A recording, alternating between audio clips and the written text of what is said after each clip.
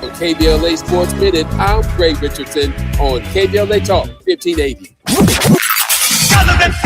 There is no denying that we've always been the conscience of this country. KBLA Talk 1580 is progressive talk radio built for our community, by our community, and with hosts who look like you, live near you, and care about what you care about. 50,000 watts of truth right here in Southern California. KBLA Talk 1580. Listen live on your AM radio dial at 1580 or stream us live on our KBLA1580.com website or on our free KBLA 1580 app. Unapologetically progressive.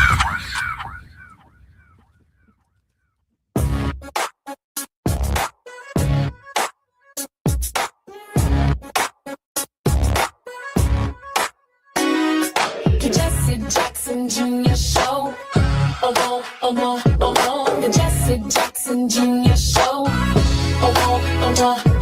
The Jesse Jackson Jr. Show. The Jesse Jackson Jr. Show. Come on and talk with me. Come on and listen to me. Come on and talk with me. Come on and listen to me. KBLA Talk 1580. Download the app. Jesse Jackson Jr. Welcome forward to the Jesse Jackson Jr. Show on KBLA Talk 1580. It's Tenacious Tuesday with Ms. King.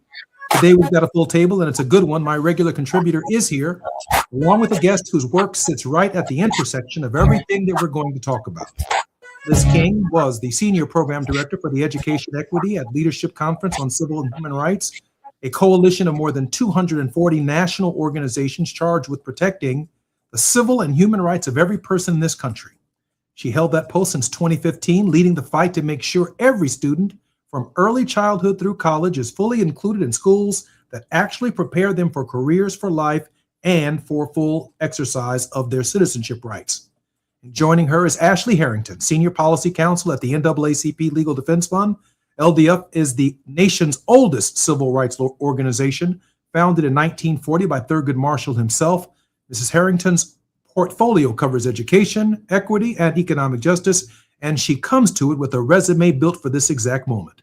The project on predatory student lending, senior advisor to the chief operating officer of the Department of Education's Office of Federal Student Aid, where she helped oversee $1.6 trillion loan portfolio. And before that, the Center for Responsible Lending, UNCF, the New York Governor's Office. She's originally from Greensboro, North Carolina. I wonder, is she an Aggie? Oh my goodness. Okay. All right. She's not an Aggie. But I'm grateful to have her. I'm grateful to have her as our guest as well. Hey, Ashley, how are you? I'm good. Thanks for having me. My grandparents met at A&T, so I come from a long line of Aggies. I appreciate that. My mother and father met at A&T. My brother and I attended A&T. My sister attended A&T, and grateful for the legacy that it represents. Liz, an amazing guest. Liz, who's made an amazing contribution. And so much of what's going on in the nation's political dialogue centers around Ashley and her work at this hour. Liz, share with us where we are today and what we're doing. Absolutely. You know, Congressman, you and I are often talking about the war in Iran and the future of democracy and where the Constitution is. And I thought it would be great for your listeners to get a chance to hear from Ashley about student loan debt. Just because Ashley is a national expert on what's going on, what people need to know, both as advocates who want to change the system, as well as individual student loan holders. I mean, we know within the civil and human rights community, access to a higher education has been a key piece of that work since the very, very beginning. And we now have a system of debt-financed higher education, which means that too often higher education is closing doors instead of opening them. So I thought it would be great for your listeners to get to hear from Ashley, to hear her expertise about what people need to know, what they need to do, and where we go from here in terms of moving towards a higher education system that is actually meaningfully affordable and that does not burden people with generational debt. Ashley, I haven't met a person yet who doesn't feel the anxiety of what's taking place in this very space. Ashley, give us a lay of the land, where we are, where it's going, and what we need to do. Yeah, it's a crazy time. We have never seen anything like this. We know that there's a student debt crisis. We know it's disproportionately impacting Black borrowers. We're at $1.7 trillion or more than $1.7 trillion in outstanding federal student loan debt. And we also have just seen the biggest restructuring in how federal student loans work and how we finance higher education that we've seen in decades. And that was through the Reconciliation Act last year, the One Big Beautiful Bill. And so what we are seeing is drastic changes in how much people can borrow, how they repay, what their options are when they're struggling. And it means that as of July 1st, there are major changes that families and borrowers have to think about when they're making these decisions. They have to think about, are they going to be able to manage these payments? Are they going to be able to borrow enough to go to school? And so some of the biggest changes are new limits on how much you can borrow to go to grad school. There are changes to how much parent borrowers can borrow to send their kids to school using Parent Plus loans. And there are changes to the number and affordability of repayment plans. There are a plethora of repayment plans right now that people have heard of, the SAVE plan, the Pay As You Earn plan. Going forward, people only have access to 2 plans if they're new student loan borrowers. And for many people, that means higher payments and paying for longer. The impact that that's going to have on another generation of students carrying debt is going to be deeply troubling, Ashley. Where do they go from here? I think the biggest thing you got folks have to do is know your options, learn as much as possible, be on studentaid.gov, read everything, figure out how much it's going to cost for you to go to school if you're still trying to go to school or if you're currently in school. If you have plans to get additional education later on, figure out how much that's going to cost and then look at what the new loan limits are. Really plan out not just what today looks like, but think about what your future situation might look like so that you can plan for that as much as possible. Everything, obviously there are things we cannot plan for, things we cannot control, but get as much information as possible. There are, I think, about 8 million people right now on the SAVE plan that no longer exist. And they have about 90 days as of July 1 for them to get on a new plan. So I encourage those folks, if you are currently on the SAVE plan, you've been on a forbearance for several years, and you should have gotten emails recently telling telling you need to get on a new plan, go on studentaid.gov, use the loan simulator, look at what your different options are for new plans. Because if you don't pick one within that 90 day, by the end of that 90 days, they're going to put you on a plan, and there's no guarantee that plan is going to make sense for you. If you're trying to do public service loan forgiveness, make sure you're paying attention to which plans count for that. If you are struggling, there are still forbearance options that you can use right now and deferment options. Look into those possibilities. But the first thing I always tell people to do is you should know how much debt you have. You should know who your servicer is, and you should know the status of that debt. And the first thing you do to get that information is log into your studentaid.gov account. So the first thing you do is know your own situation. In 1980, Ronald Reagan was debating Jimmy Carter, and he said in that debate, "Are you better off now than you were 4 years ago?" It was a devastating moment for the Carter campaign. Here we are again, $1.7 trillion in student loan debt, a significant number of it impacting African-American young people, a debt and a burden that will be with us for most of our lives if we don't engage this conversation. Our very special guests today, Liz King and Ashley, are here with us today. More on KBLA Talk 1580 when we come forward. It's afternoon drive time with Jesse Jackson Jr. Only on KBLA Talk 1580. Just in case you missed our Procrastination Crenshaw Town Hall. While Gavin was telling the story about the mural at LAX, I kid you not, Gavin, somebody just texted me a photo of it. See, this is unacceptable. That inside of LAX, they have a mural. These gorgeous, beautiful pictures of Destination Crenshaw. It don't look nothing like this. We don't know when they're going to restart or when they're going to finish, but they're marketing and promoting this inside of LAX. It's not right, y'all. It's just not right. You can't exploit us in that way, right? Get the project done, then you can brag about it. But can we finish it first? Keeping them in check. We're KBLA Talk 1580.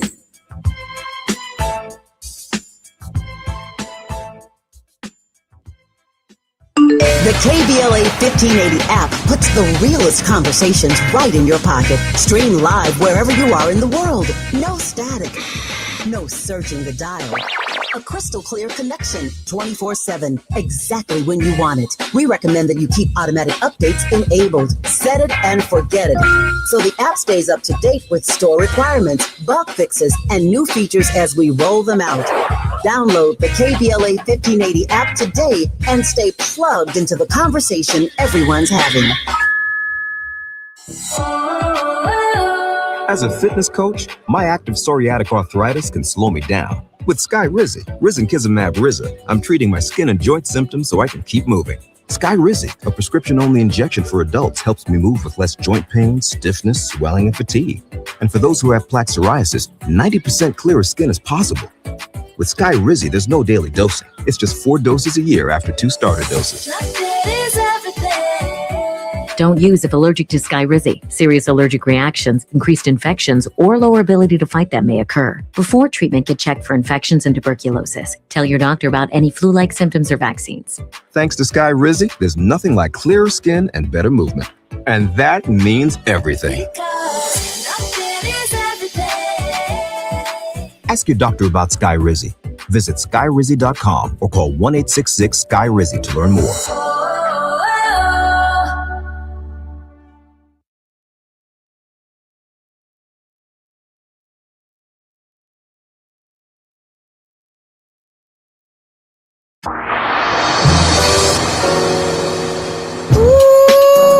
Fridays just got better. What's up? I'm Amanda Seals, and this is your invitation to come and sit with me. Yes, get seated as I do my thing on KBLA Talk 1580. We're talking noon to 2 p.m., then back again 4 to 6 p.m. Same day, same station. Bring your opinions, because you know I'm going to have mine. Bring your questions, because you know I got answers. And bring yourself, because, baby, we want you to be authentic at all times. Fridays on KBLA Talk 1580. I'll be waiting. Join me. Now back to more of Jesse Jackson Jr. on KBLA Talk 1580. The Jesse Jackson Jr. Show. The Jesse Jackson Jr. Show. The Jesse Jackson Jr. Show. The Jesse Jackson Jr. Show. King Volley, drop the beat. Come on and talk with me. Come on and listen to me.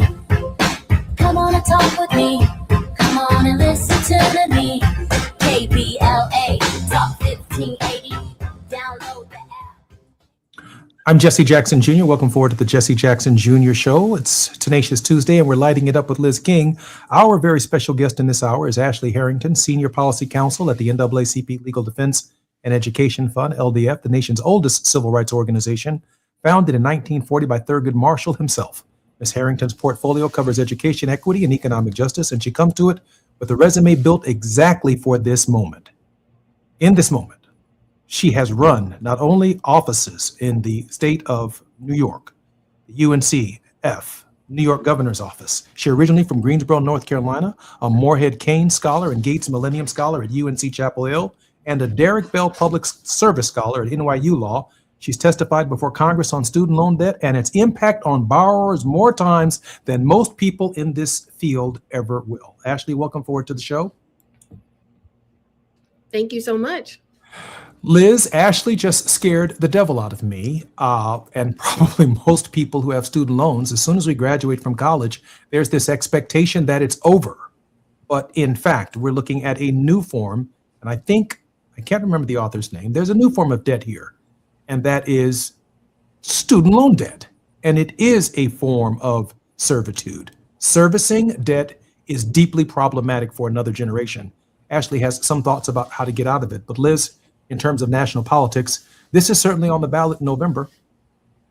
Absolutely. I think part of what we need to remember when we talk about student loan debt is part of what makes this all so awful is that you cannot even discharge student loan debt in bankruptcy. So there really is no escape. And we know that bankruptcy reforms in the last 20 years have made it much, much harder for people who declare bankruptcy to move on, to turn the page and to really start their life anew.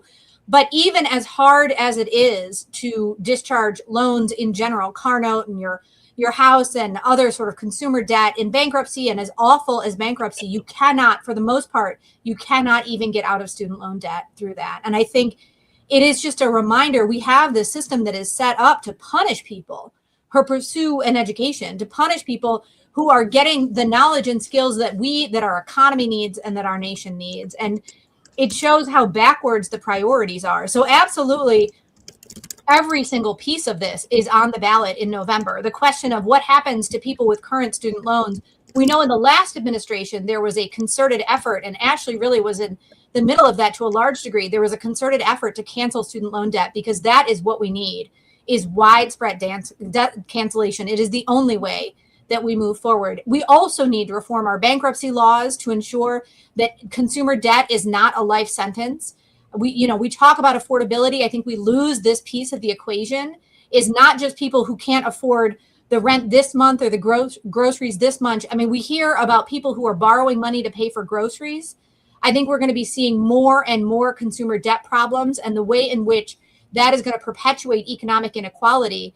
But on the student loan issue, especially, I mean, this is not people who went and bought a house they couldn't afford, or bought a car they couldn't afford, or bought an outfit they couldn't afford. This is people who pursued an education, who wanted to better themselves and their community, who are shackled to this debt. And I think it is absolutely awful. So I think you're absolutely right, Congressman. You've been talking about the need for, ambitious policy change in the future, not just incremental change, not just nibble around the edges, but wholesale change.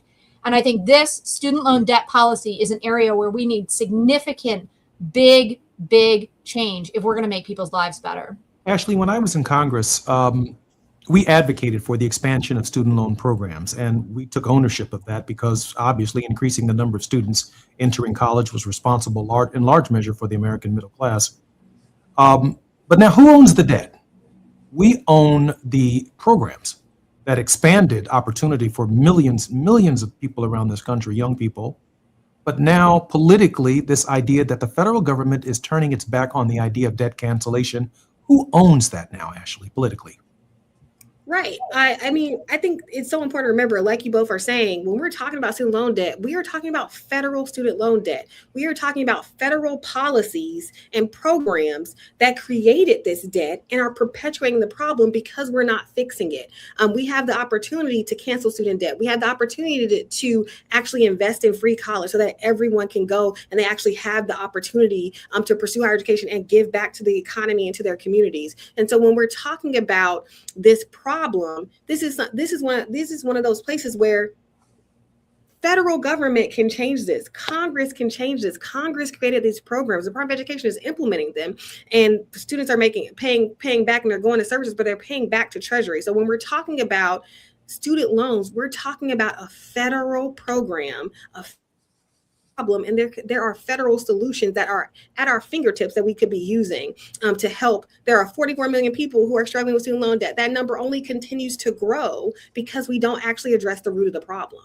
Ashley, I've heard that student loan debt has moved out of the Department of Education to the Department of the Treasury, primarily for collection. What does that really mean? Are we looking at the, as Liz said, the bankrupting of American students paying student loans or whose debt has accumulated to the point that they can't even purchase a home or a car or make a standard of living that's comparable to what they need to survive? Absolutely. So this move, the beginning of this move of student loans to Treasury, started with the defaulted loans and people who are defaulted, and that number is only going to continue to grow because of these changes and how unaffordable it's becoming, both for student loans as a whole and across our society. We already know that there's 10 million people who are severely delinquent or in default, and again, by the end of the year, that will get even higher. A large number of those are Black folks because we struggle the most with student debt because of our historical and ongoing discrimination and racial inequities in the society. But I also want to highlight that move to Treasury is part of this larger effort to dismantle the Department of Education and to take away this department that is supposed to be a civil rights agency that's supposed to be fighting for access and opportunity for all. And so there's this overall effort to dismantle that agency, to privatize education, and to really control who has access to education, who can go to school, what they get to learn, and when and where they get to learn it. And so I always want to put it in that context. It's not just about the student loans, it's about the move of the Office of Civil Rights. It's about them trying to move the Office of Post-Secondary Education, Department of Labor, places where they have no business going. We need a Department of Education that's fully functioning. But for student loan borrowers, practically speaking, it's still unclear because they're moving the defaulted loans to Treasury. Some things will still come from Ed, some things will still come from the defaulted loan servicer. So all of that is unclear, and it just adds to the chaos. I think what most of us are experiencing right now, whether we're in delinquency or default or not, is confusion, because it is so unclear how things work, who we're supposed to go to. When we call our servicers, when we get an answer, when they're able to pick up, they often don't know. They're confused as well because we have a system of chaos right now that 44 million people are dealing with because our lawmakers can't get it together to actually create a workable solution. Ashley, let me ask this question of Liz. Liz, listen, from 1896 in the Plessy versus Ferguson case through 1954, Brown versus the Board of Education, the idea of a Department of Education in 1979 is a relatively new concept, and it really comes into existence as a civil rights enforcement agency, the entire department. And I know that Ashley's credentials can easily answer this question, but Liz, I want to throw it at you on the historical side of this, because 1979 to the present is not very long to be enforcing the history of discrimination against people who've been disparately impacted by the nation's racial behavior. Liz? Yeah, absolutely, Congressman. I mean, we could take this back to a whole lot of different points, right? So we have the Civil Rights Act of 1964, which includes Title VI, prohibiting discrimination on the basis of race, color, national origin. I mean, that's really where it all began. But even that law came because of non-compliance with the Brown v. Board of Education decision in 1954. So you get that Supreme Court decision. It took 10 years before Congress was like, look, they're just not even complying. So we have to come up with this new requirement. Adam Clayton Powell, instrumental in that decision. Adam Clayton Powell said there would not be an Elementary and Secondary Education Act of 1965 or a Higher Education Act of 1965 until there was a federal prohibition on funding segregated education. And so because of the Powell Amendment, because of Adam Clayton Powell and the work of the CBC, then we get the Civil Rights Act of 1964, and then that enables enforcement. And so enforcement starts in the Department of Justice, and in the Department of Health, Education, and Welfare. And even then they saw what we needed was a dedicated education agency, a dedicated agency that would think about the full educational life of a child in America, because education is so foundational to democracy. We need educated jurors, we need educated voters, we need educated scientists, and we need educated entrepreneurs. We knew that our economy, our future as a nation was dependent on the equitable education of all of the people in this country. And so then we got the establishment by Congress of the Department of Education. And what we're seeing right now is an effort by the president to dismantle an agency created by Congress. That is not how laws work. That is not how government works. And so we're seeing this effort to blow it all up, to close doors of opportunity, to take education away from people. And we're seeing it in all forms and fashion. We're seeing it in early education with the attacks on Head Start. We're seeing it in K-12, where they're trying to restrict what you can learn and who you can learn with and from. And then we're seeing it in higher education with efforts to censor your education, to censor the professors that you have access to, and most of all, to close doors to higher education for historically marginalized students, to make it so unaffordable and so out of reach that nobody can get there. So you're right, Congressman, we are only at the latest stage in a long story of closing doors and limiting opportunity. Ashley, I think since 1940, the Legal Defense Fund has been the most important civil rights organization in the history of this country, quite frankly, because it was founded by Thurgood Marshall, and it did focus on the Constitution and constitutional interpretation. Ashley, where does that leave us in terms of the caseload that's in front of us for dealing with this era that we're finding ourselves in? I often refer to it on our program as the end of Second Reconstruction, and if we're not careful, we're going to slip very quickly into some form of Jim Crow 2.0. Absolutely. And we know what we're saying. Our president calls it massive resistance 2.0, right? We saw this post Brown. We're seeing it again now. And, Liz talked about a lot of things. Not forget the first time ever, we have a federal private school voucher program that is directing public dollars to private schools that then discriminate based on race, based on sex, disability, all sorts of things. And just funneling tens of billions of public dollars potentially to federal private schools instead of fully investing in our public schools and our public school children and teachers. So I think it's important to remember, and we like to remind folks, the Equal Protection Clause still exists, the law still exists, and a lot of times there are actual wins. When we take these things to court, we are winning. So they had a Dear Colleague letter last year that tried to tell schools they couldn't do all of these things. That letter was struck down. And so, we've Liz and I have been joining others. We're fighting against this so-called college compact they put out last year, trying to get schools to agree to all of these things that they weren't going to do, that kind of like toe the line on this new ideology that again goes back to who can learn, what they can learn, and where they can learn, and really trying to restrict access to a few. And so we've been pushing back against that. They're putting out other calls on that, but they're trying to change accreditation. So there's all these different ways they're doing. We continue to fight back. We know that we have a hostile Supreme Court that is eroding a lot of protections, but we still have some legal tools, and we are going to fight to protect them because we have to use every tool. We have to remember that this is our moment. It's our moment in history where we have built up a lot of great policies. We built up a lot of great programs, and now we're seeing ourselves have to fight to protect them rather than continue to improve them. It's not lost on me that we're fighting to protect the Department of Education, and we know that many families weren't well served by the Department of Education previously. That's hard to reckon with. At the same time, we have to protect this civil rights agency, and so we need our lawmakers to stand up for us too. We can't take everything to court. We need Congress, who created the Department of Education, like Liz said, to say we created this, so we can dismantle this. It's not okay for you to move critical functions of this agency out instead of just standing by and letting it happen.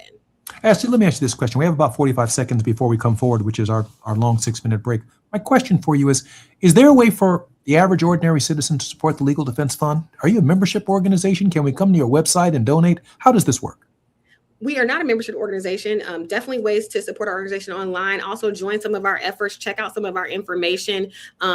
Our goal is to make sure that we are fighting in every arena for equal opportunity for all, especially for Black Americans, but making sure that everyone has access to that promise that is in the Constitution. And so check out the different information we're putting out there. We do different events. If you're seeing issues pop up, flag them for us where you can. But we don't accept members, but we do accept support in all its forms. I'm Jesse Jackson Jr., listening to the Jesse Jackson Jr. Show. We're lighting it up with Liz King. Our very special guest is from the Legal Defense Fund, and she is simply the very best at this subject matter. Ashley Harrington, Senior Policy Counsel at the NAACP Legal Defense and Education Fund. I'm Jesse Jackson Jr. More on KBLA Talk 1580.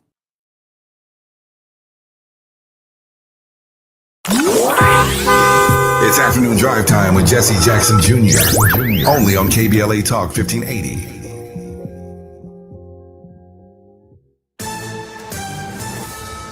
I'm Amber Payton with BIN News Now.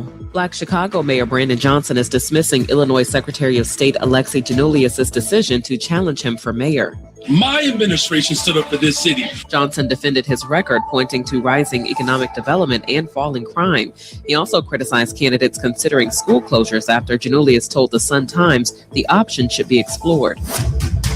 Tennessee Governor Bill Lee says he has discussed an independent review of the failed execution of a Black man, Tony Carruthers. 9 Republican lawmakers want executions paused after officials spent more than an hour trying to establish IV access. And Oscar-winning actress Viola Davis will star in the new Paramount Plus thriller, Ascent. She'll play a powerful corporate fixer forced to use her skills when her estranged daughter is threatened. Production begins in 2027. Get BIN News Now on demand 24/7 on the iHeartRadio app. Recall 67A mobile appointments are now available in your area. We come to you quick, easy, and under an hour. Complete the recall to get $500 plus a warranty worth thousands. Schedule today at Cummins.recall.com. This is the KBLA Sports Minute with Ray Richardson. The Dodgers are still having some issues. They lost their 4th straight. The Chicago Cubs put a 10-5 beatdown on the Dodgers Monday night in Chicago.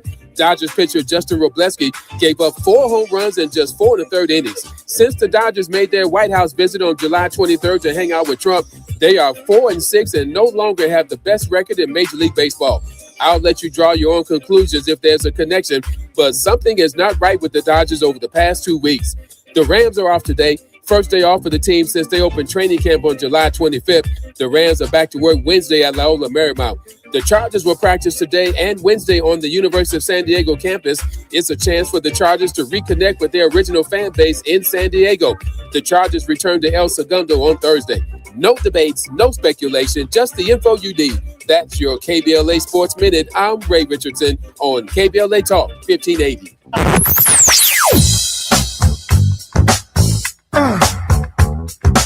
This is KBLA Talk 1580. Talk radio. That's music to your ears. We're unapologetically progressive. KBLA Talk 1580. In a world full of noise, one station keeps it real. KBLA Talk 1580, where the conversation goes deeper, the voices sound like yours, and the issues that matter most to our community take center stage. Progressive, powerful, unapologetically us.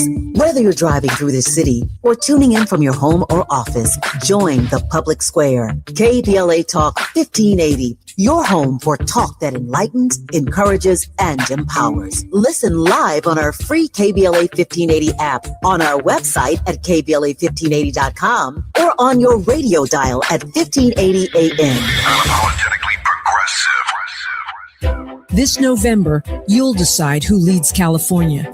So shouldn't you hear directly from the people asking for your vote? Join us for California Voices, a political town hall and ballot forum, Saturday, October 3rd, 2026. Meet candidates running for governor, lieutenant governor, attorney general, and other major statewide and local offices, including Mayor of Los Angeles, city attorney, and LA County Sheriff. Get clear, nonpartisan breakdowns of the propositions on your November ballot, both sides, no spin.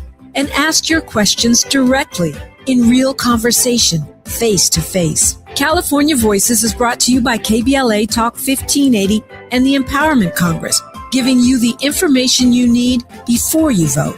Mark your calendar, Saturday, October 3rd, 2026, California Voices. Follow KBLA 1580 for details and download the KBLA 1580 app. Your vote, your voice. Be there. The KBLA 1580 app puts the realest conversations right in your pocket. Stream live wherever you are in the world. No static. No searching the dial. A crystal clear connection 24/7, exactly when you want it. We recommend that you keep automatic updates enabled. Set it and forget it. So the app stays up to date with store requirements, bug fixes, and new features as we roll them out. Download the KBLA 1580 app today and stay plugged into the conversation everyone's having.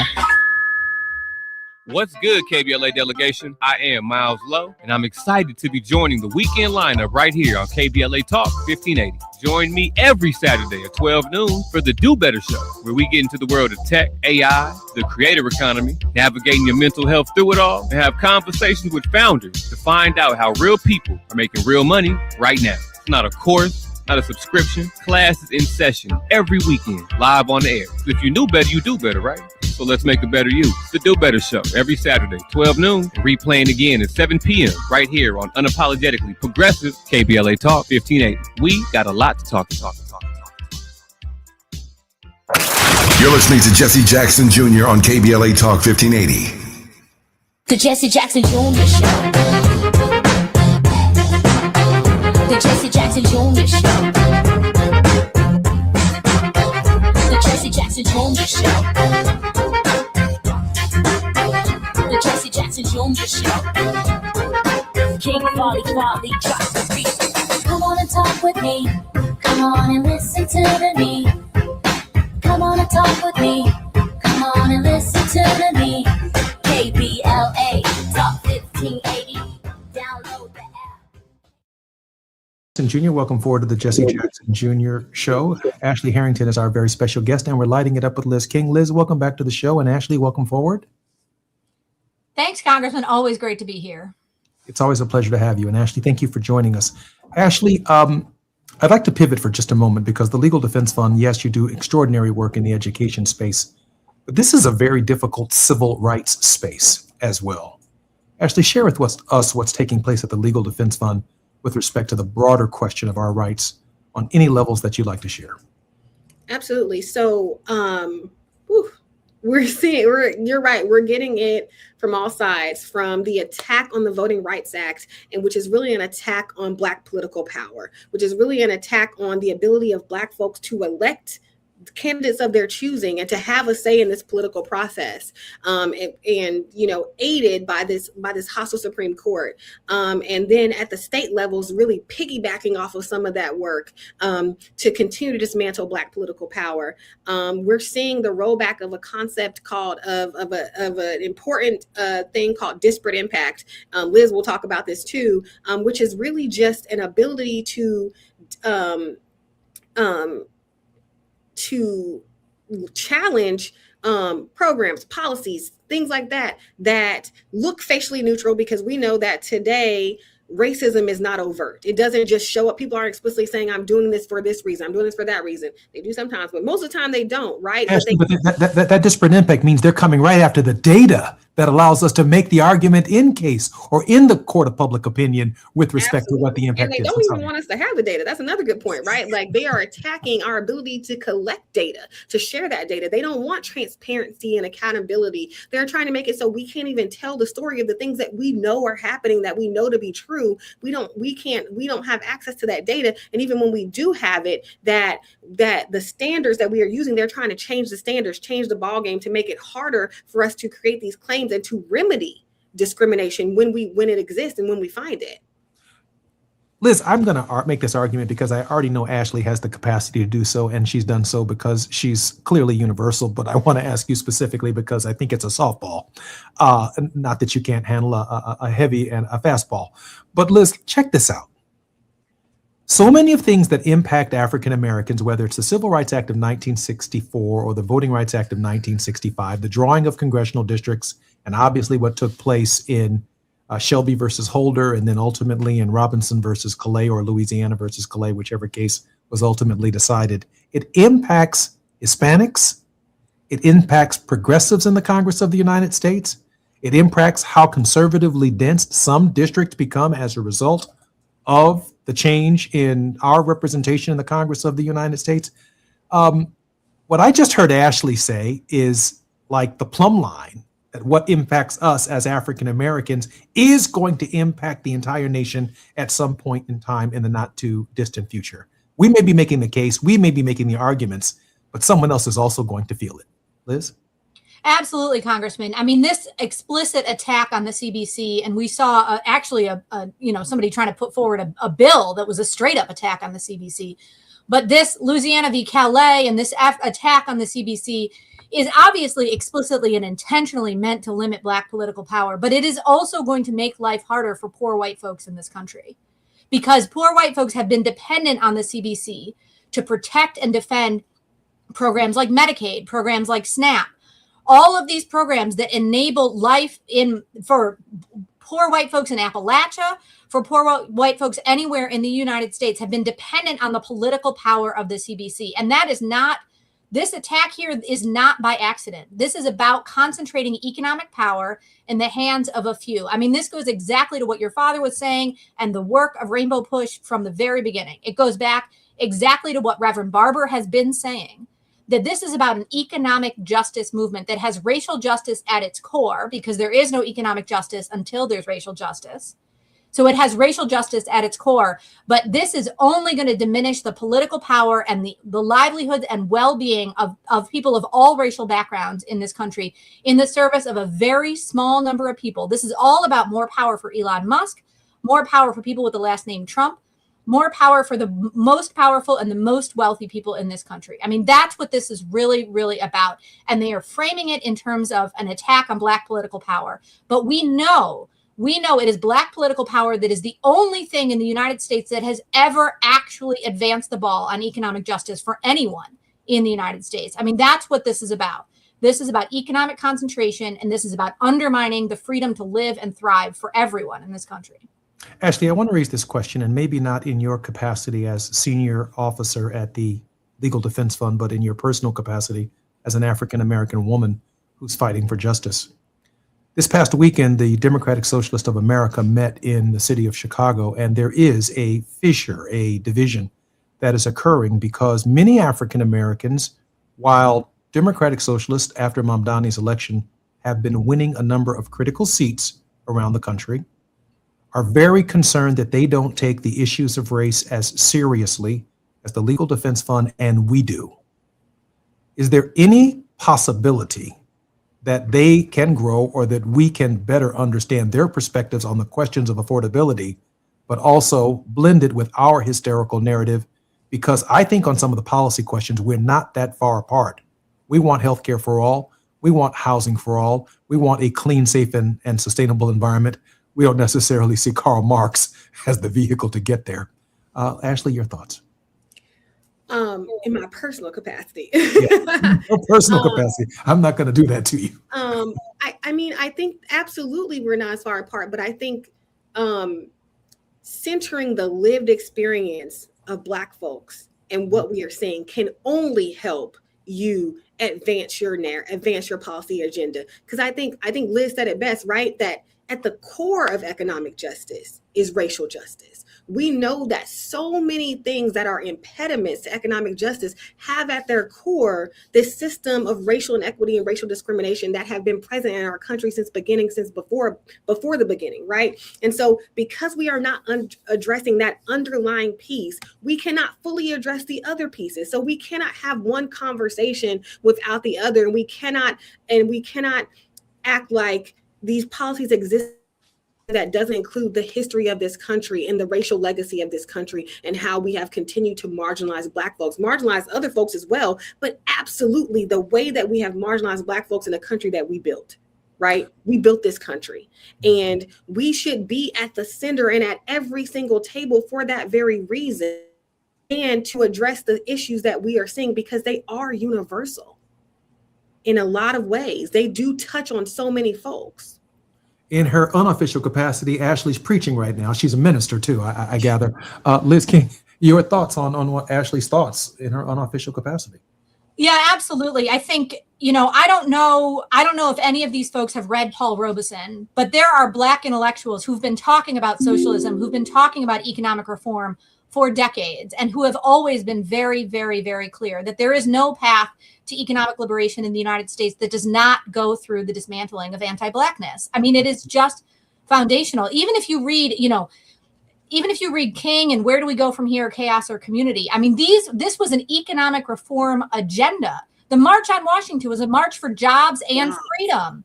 Jobs and freedom. It was always together, because a job with no freedom and freedom with no job is not freedom, and it's not a job. That's right. And these two things have always been together. And so I think the DSA, just like any other political movement in this country, at its peril, forgets or leaves behind a centering of Black liberation as a core piece of any political agenda. I mean, there is no way to move forward in the United States unless Black liberation is at the center for anybody. At the center of that thinking right there is why we put so much emphasis on Martin Luther King Jr.'s I Have a Dream speech on August 28th, 1968. It was a march for jobs and justice.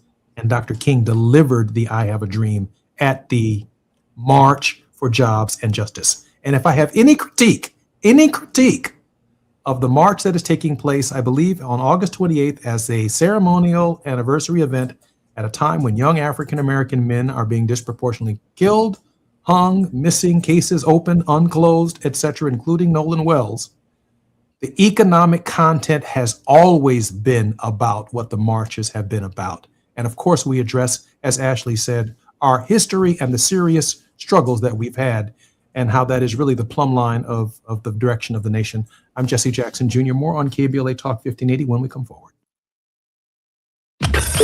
While you're stuck in traffic, we can at least bring you up to speed on the news of the day. You're listening to Jesse Jackson Jr. only on KBLA Talk 1580.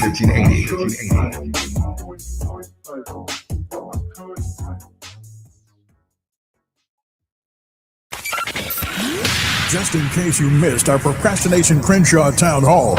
And we are here on the chocolate side of Los Angeles to simply lift up Black dignity, Black honor. No spirit of hatred here. We here because we love our people. We love the people of this community. We love the people of every corner of this city. But some of us start on the chocolate side.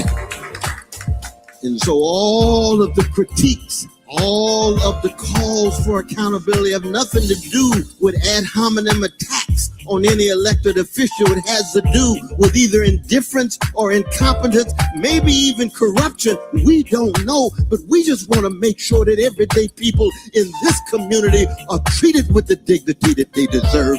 That's why we're here. Holding them accountable. We're KBLA Talk 1580.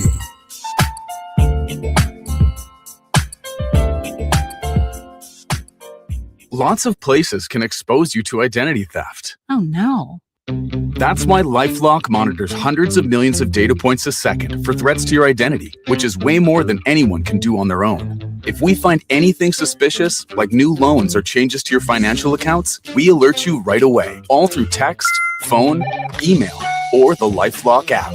Get the alerts that could make all the difference. Save up to 30% with promo code NEWS at LifeLock.com. Terms apply. You're still glowing, flirting, grooving. You've still got it. But your immune system weakens as you age, making it harder to fight illnesses like pneumococcal pneumonia and RSV. Vaccines are a key part of any health routine and can help protect you from getting really sick. Ask your doctor or pharmacist which vaccines you need. See more at PfizerForAll.com. Sponsored by Pfizer.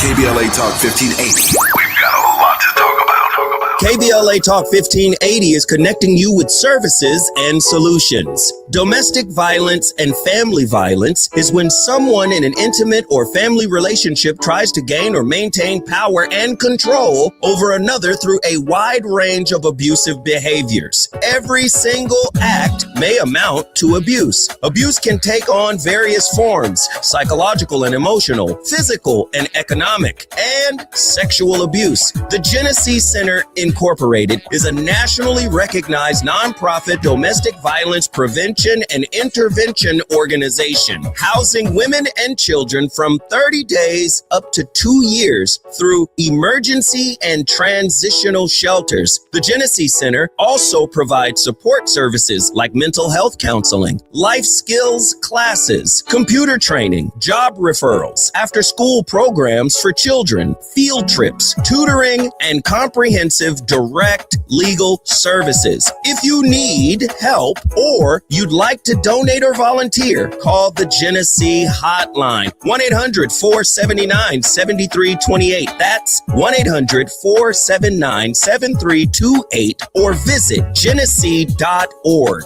Everyone has the right to be safe. This is a community call to action from KBLA Talk 1580.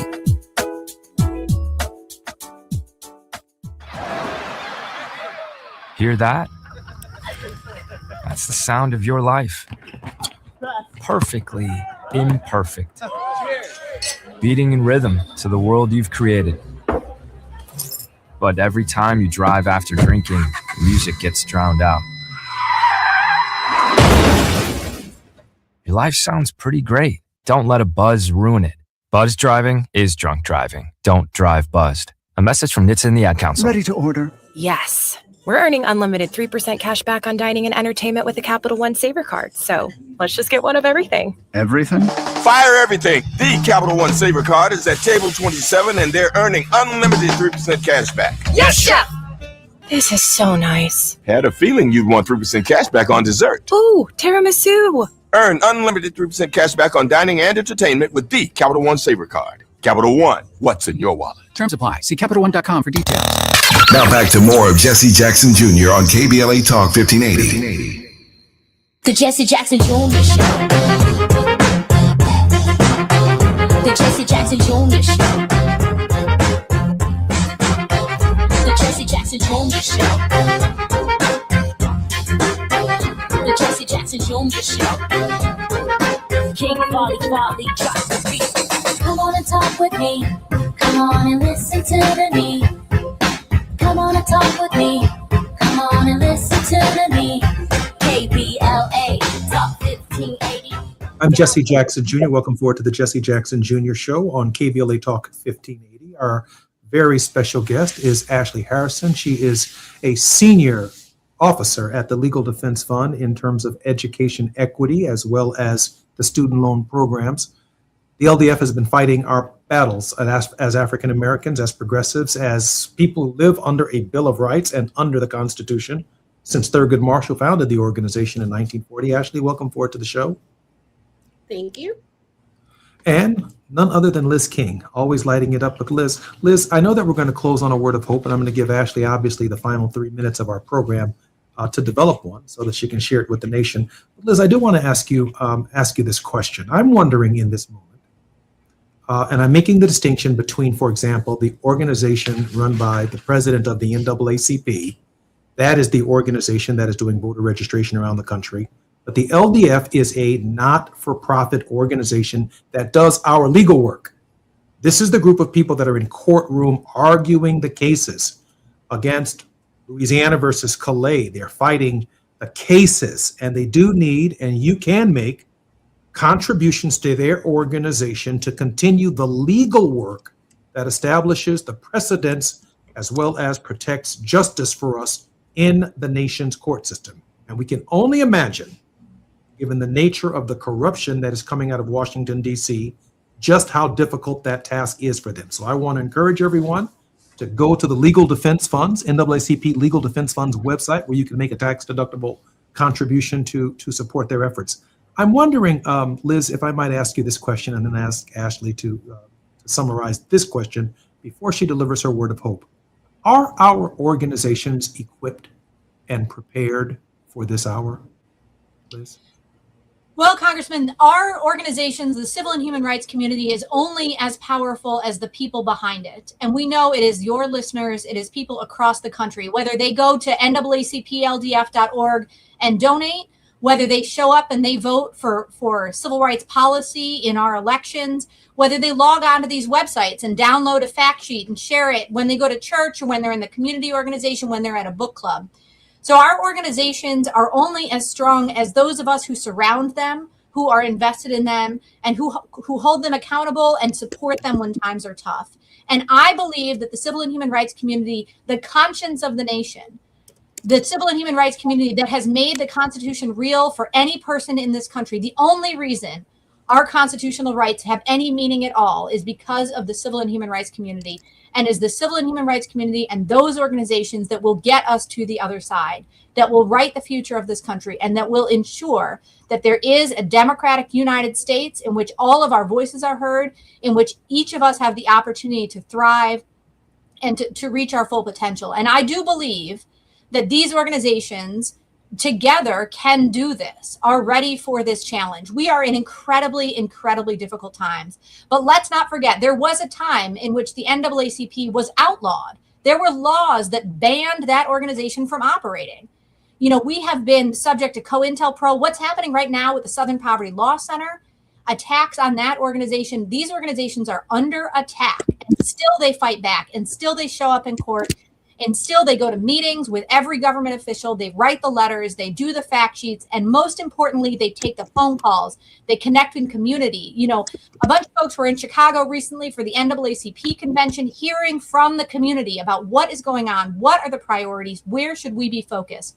And that's the case in the disability community, in the women's community, the LGBTQ community, the Latino community, Asian American community, Native American community, and of course, where it all started within the Black community. And so I do believe that these organizations are ready for the challenge. It is, as has always been the case, we have to come together to support these organizations, to hold them accountable, and to let them know that we are with them, we are fighting with them, and we will be there all together. And so I do believe that these organizations are ready to meet this very, very difficult challenge.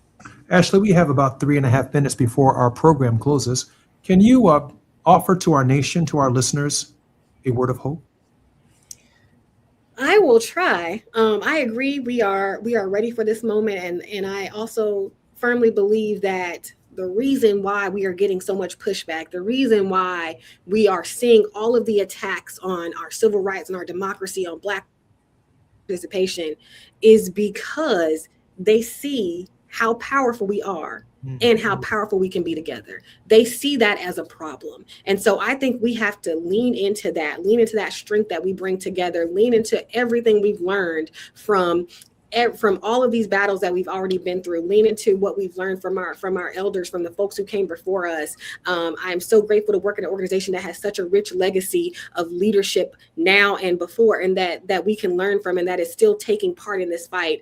And so I think the most encouraging thing that I want folks to do and remember to do is vote. We still have, they have attacked the Voting Rights Act. They have not stopped us from being able to vote. So figure out what you need to do to vote. Vote for folks who care about student loan borrowers, who care about access to college for everyone. Vote for folks who care about our public schools and our public school children. Vote for, hold people accountable for those commitments. And so the biggest thing that we can do right now is encourage each other and make sure that we are taking every opportunity to participate politically at every level of the ballot. Look at who's running for school board. Look at who's running for, if you have elected judges, look at all of that. All of those folks have a part to play in how we experience this multiracial democracy and how we experience our civil rights. Ashley Harrington serves as Senior Policy Counsel for the NAACP Legal Defense Fund and Education Fund, the LDF, founded in 1940 by Thurgood Marshall. Ashley, thank you for being our guest on our program today. Thank you so much for having me. I really enjoyed it. Liz, thank you for inviting Ashley and for lighting it up. So grateful that you were here today. Thank you, Congressman. Looking forward to next time. All right. Love you much. I'll see you then. Hey, I just want to say this as we prepare the end this hour of the show, and that is this. This is good justice work. This is serious justice work. The work that Ashley and the Legal Defense Fund does, the work that Liz King does, establishing precedents in courts under the Constitution of the United States. That is not to discount the work that others like Ben Crump and Reverend Sharpton do, particularly in these individual cases of justice where we need voices in that space. But Thurgood Marshall, I think, got it absolutely right. The long time and long-term change is when the Constitution itself is interpreted in a way that broadens the rights of all people. At the forefront of that leadership and that effort has been the Legal Defense Fund, an organization that we support right here at KBLA Talk 1580. So grateful for Ashley Harrington and her work and sacrifice, and Liz King for their continued advocacy and work in this space. We're on the grind with Barbara Arnwine when we come forward right here at KBLA Talk 1580.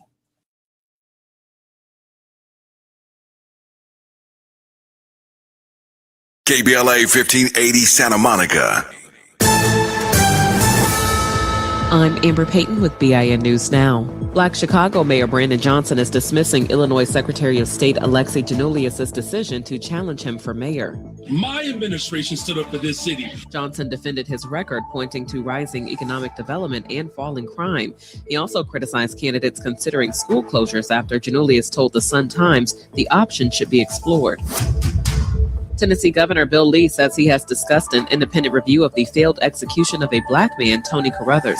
9 Republican lawmakers want executions paused after officials spent more than an hour trying to establish IV access. And Oscar-winning actress Viola Davis will star in the new Paramount Plus thriller, Ascent. She'll play a powerful corporate fixer forced to use her skills when her estranged daughter is threatened. Production begins in 2027. Get BIN News Now on demand 24/7 on the iHeartRadio app. Recall 67A mobile appointments are now available in your area. We come to you quick, easy, and under an hour. Complete the recall to get $500 plus a warranty worth thousands. Schedule today at CumminsRecall.com. This is the KBLA Sports Minute with Ray Richardson. The Dodgers are still having some issues. They lost their 4th straight. The Chicago Cubs put a 10-5 beatdown on the Dodgers Monday night in Chicago. Dodgers pitcher Justin Robleski gave up 4 home runs in just 4 1/3 innings. Since the Dodgers made their White House visit on July 23rd to hang out with Trump, they are 4-6 and no longer have the best record in Major League Baseball. I'll let you draw your own conclusions if there's a connection, but something is not right with the Dodgers over the past 2 weeks. The Rams are off today. First day off for the team since they opened training camp on July 25th. The Rams are back to work Wednesday at Loyola Marymount. The Chargers will practice today and Wednesday on the University of San Diego campus. It's a chance for the Chargers to reconnect with their original fan base in San Diego. The Chargers return to El Segundo on Thursday. No debates, no speculation, just the info you need. That's your KBLA Sports Minute. I'm Ray Richardson on KBLA Talk 1580. Don't be anxious or confused about AI. Take control of your career when you get the skills to tackle real business problems and design specialized solutions. HR Dive reported that entry-level talent with applied AI credentials can receive up to a 25% salary boost. But where do you find training that you can trust? Future-proof your career and deliver more value with Humans Lead the Way AI. Their hybrid learning courses use practical definitions, real-world examples, and strategic insights to help you and your team understand AI with confidence. No magic, no hacks, no shortcuts. Just practical knowledge that helps you use AI more successfully. Don't wait. AI can never replace people who know how to use it well. Register for courses today at humansleadtheway.com. That's humansleadtheway.com.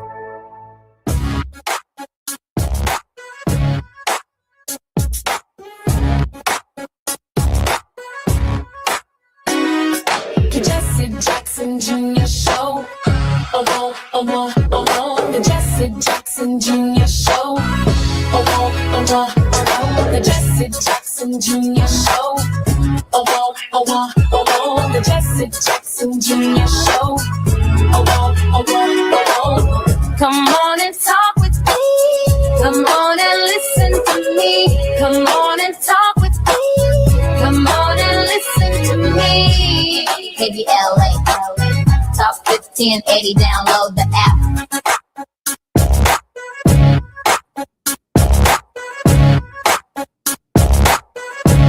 Jesse Jackson Jr. Welcome forward to the Jesse Jackson Jr. Show on KBLA Talk 1580. It's Tenacious Tuesday, and we are on the grind with Barbara Arnwine. Barbara Arnwine is a regular contributor on our program who needs no introduction.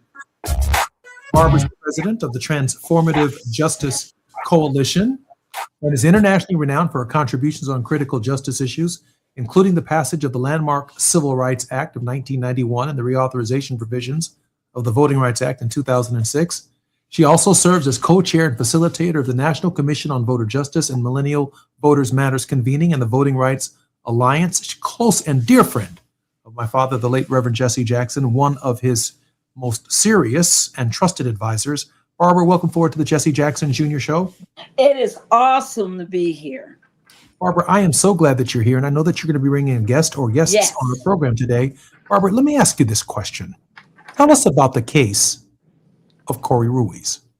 Yes, and I'm happy to discuss the case.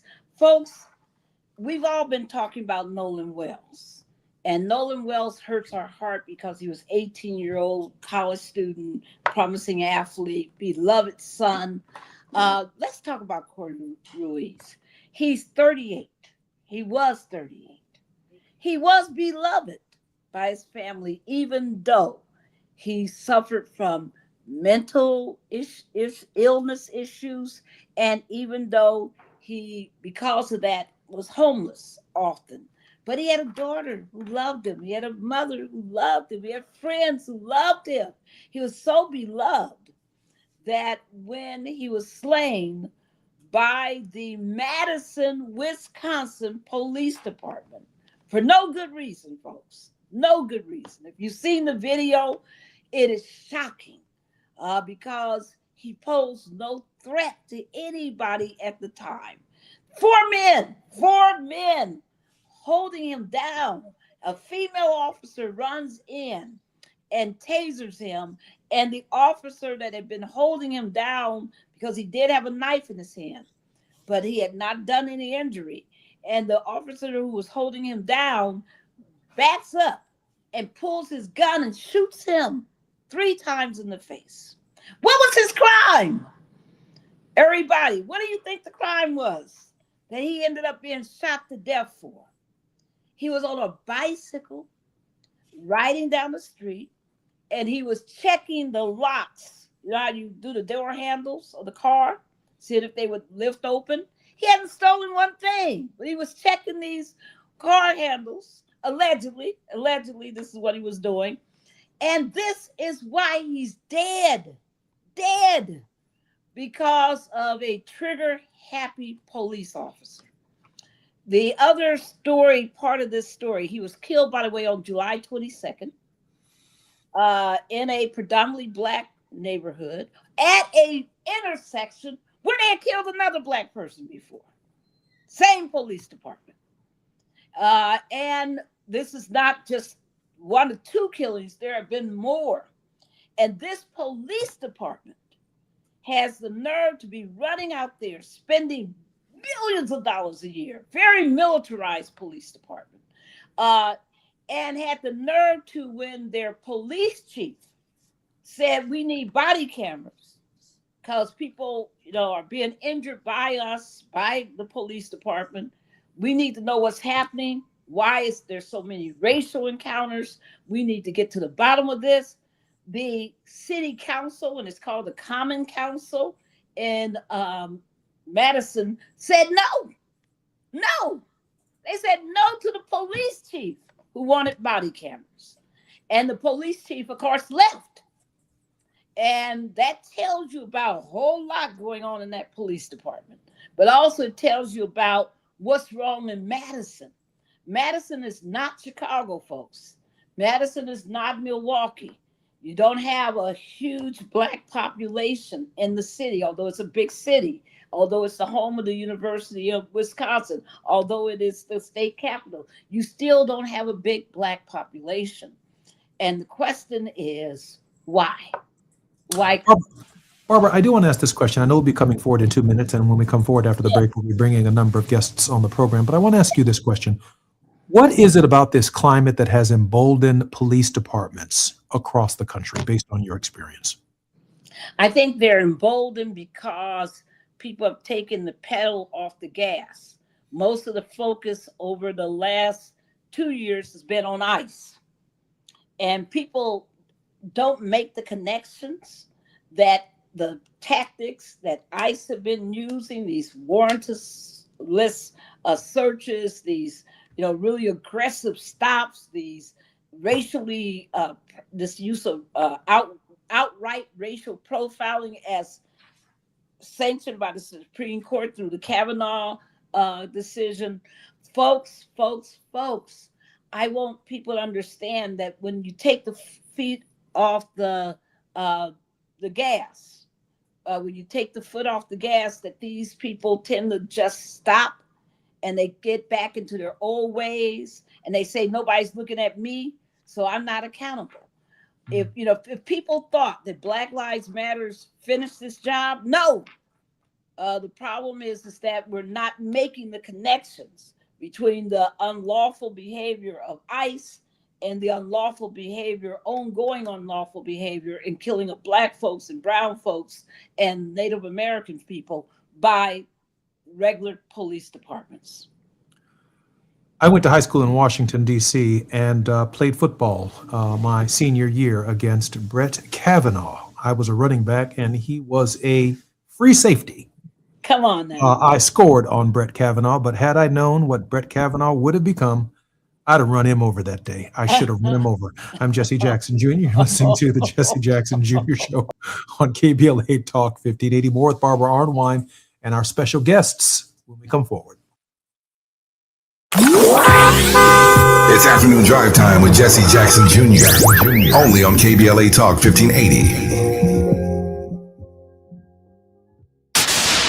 It's the show everybody's talking about. What's up, y'all? I'm Amanda Seals with a personal invitation for you to join me every Friday here on KBLA Talk 1580. Now, you get 2 chances to tap in, noon to 2 p.m., and again from 4 to 6 p.m. Real talk, no filter, just you and me on the highest of vibrations. Fridays only on KBLA Talk 1580.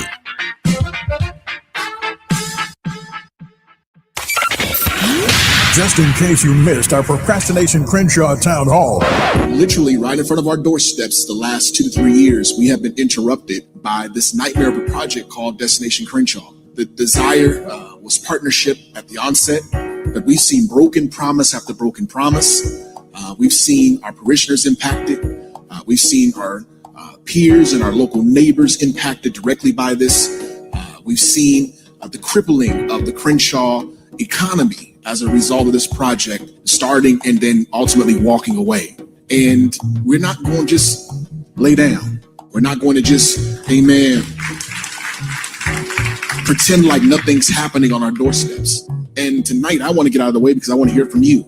I can stand there as a pastor and tell you how many times we've been interrupted from our flow of worship, how it's impacted our ability to provide services to our community, how the blight and how the construction derailment has hindered our ability to amply run our food pantry programs, to offer summer camp programs for our young people, how the construction impacts just our ability to be able to come to church and park. I can go on about how it's interrupted just our day-to-day operations and being able to accommodate the needs of our community. Making sure they stick to the truth.